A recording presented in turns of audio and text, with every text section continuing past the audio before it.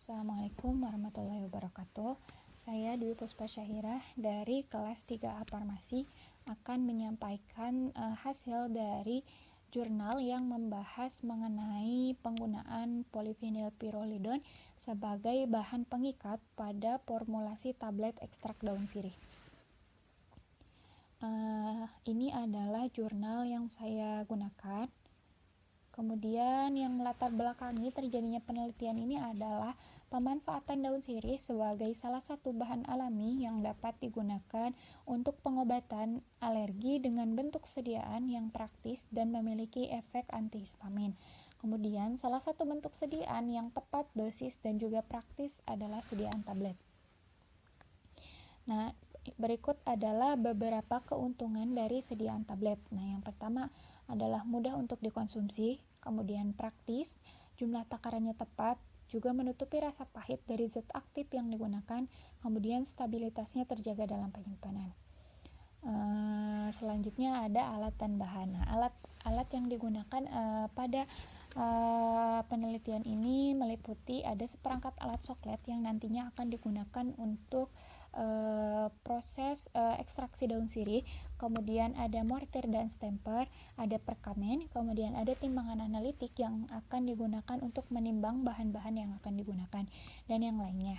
Nah, untuk bahan yang pertama ada serbuk daun sirih, kemudian etanol 70 dan 96%, kemudian ada PPP yang akan digunakan sebagai bahan pengikat, kemudian ada aerosil yang nantinya akan digunakan sebagai bahan pengering, dan juga bahan-bahan yang lainnya. Selanjutnya, untuk metode pada penelitian ini meliputi yang pertama ada penyiapan simplisia daun sirih. Nah, penyiapan simplisia daun sirih ini meliputi pengumpulan daun sirih, kemudian sortasi basah, pencucian, perajangan sampai dengan daun sirih siap untuk digunakan. Yang kedua ada pembuatan ekstrak daun sirih. Nah, pada pembuatan ekstrak daun sirih ini digunakan metode sokletasi. Nah, di mana pada metode sokletasi ini dilakukan pada suhu 65 sampai dengan 75 derajat. Nah, sokletasi ini juga dilakukan sebanyak 10 kali dengan menggunakan pelarut etanol 70%. Kemudian ada formulasi tablet dengan metode granulasi basah. Nah, mengapa pada penelitian ini dilakukan atau digunakan metode granulasi basah? Karena pada daun sirih terdapat senyawa turunan eugenol yang tahan terhadap panas yang memiliki titik didih yaitu 254 derajat.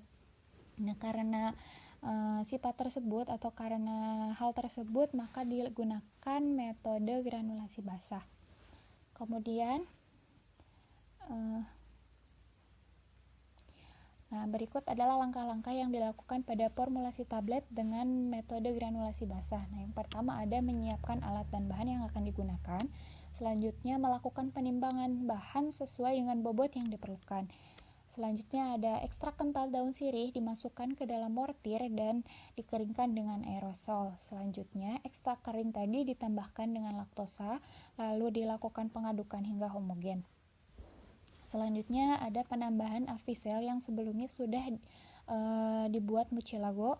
Kemudian ada pembuatan massa granul yang baik. Nah, massa granul yang baik ini ditentukan dengan dengan bahan dipatahkan, kemudian ketika tidak ada ataupun tidak terdapat rontokan massa yang jatuh, maka massa granul tersebut sudah bisa dikatakan baik. Kemudian diayak menggunakan ayakan nomor 10, kemudian dilakukan pengeringan dengan cara di-open pada suhu 40 sampai dengan 60 derajat. Selanjutnya dilakukan pengayakan kembali dengan menggunakan ayakan atau mesh nomor 20. Lalu dilakukan pengujian granul. Nah, setelah dilakukan pengujian granul dikempa. Nah, pada proses pengempaan ini hasilnya akan menjadi tablet dan akhirnya dilakukan evaluasi tablet. Ini adalah tabel formula atau tabel formulasi yang dibuat. Nah, yang membedakannya adalah konsentrasi PPP. Pada 3 formulasi ini, konsentrasi PPP pada formulasi pertama yaitu 1%. Pada formulasi yang kedua adalah 3%, dan formulasi ketiga adalah 5%. Nah, pada evaluasi granul, hasil dari evaluasi granul. Yang pertama ada uji kelembaban. Nah, dari ketiga formulasi ini nilai rata-ratanya adalah 2%. Nah, ini bisa dikatakan bahwa granul tersebut memiliki nilai kelembaban yang memenuhi syarat atau dapat dikatakan baik, karena nilai uji kelembaban itu adalah di bawah dari 5%.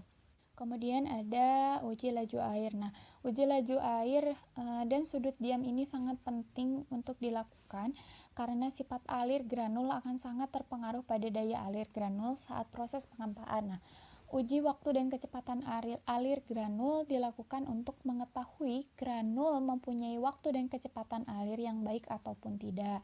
Hasil uji laju alir menunjukkan bahwa ketiga formula memenuhi persyaratan, yaitu lebih dari 10 gram per detik, di mana pada formula yang pertama adalah 67,11 gram per detik, pada formulasi yang kedua adalah 80 gram per detik, kemudian pada formulasi yang ketiga adalah 71,4 gram per detik.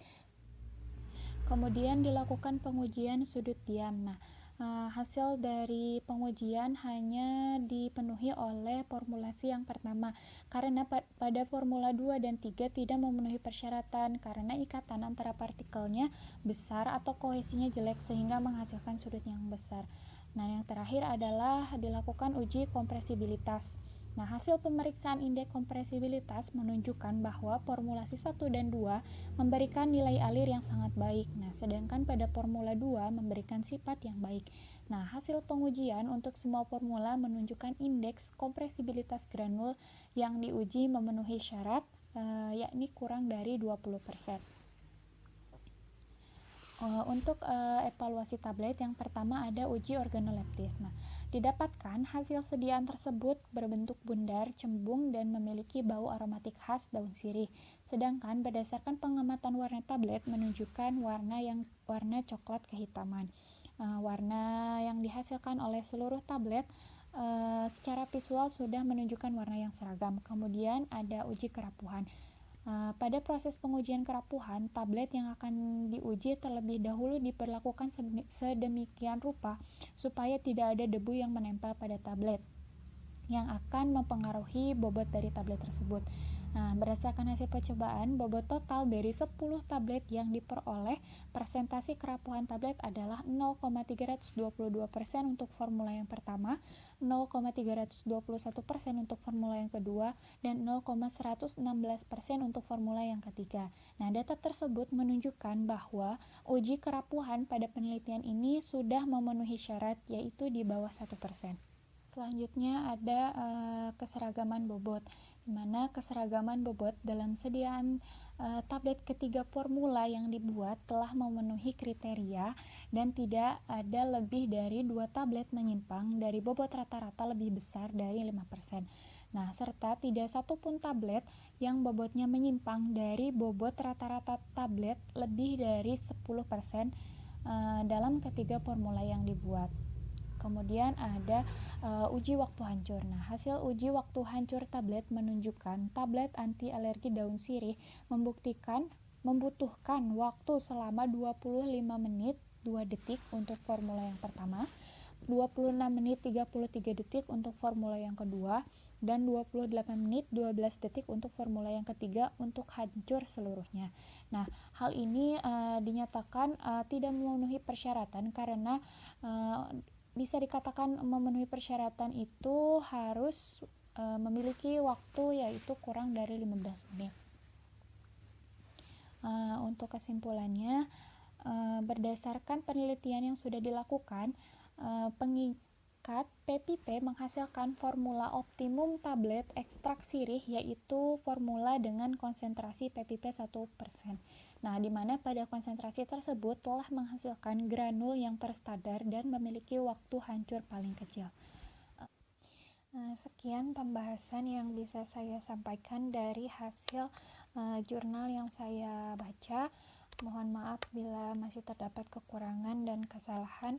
Wassalamualaikum warahmatullahi wabarakatuh.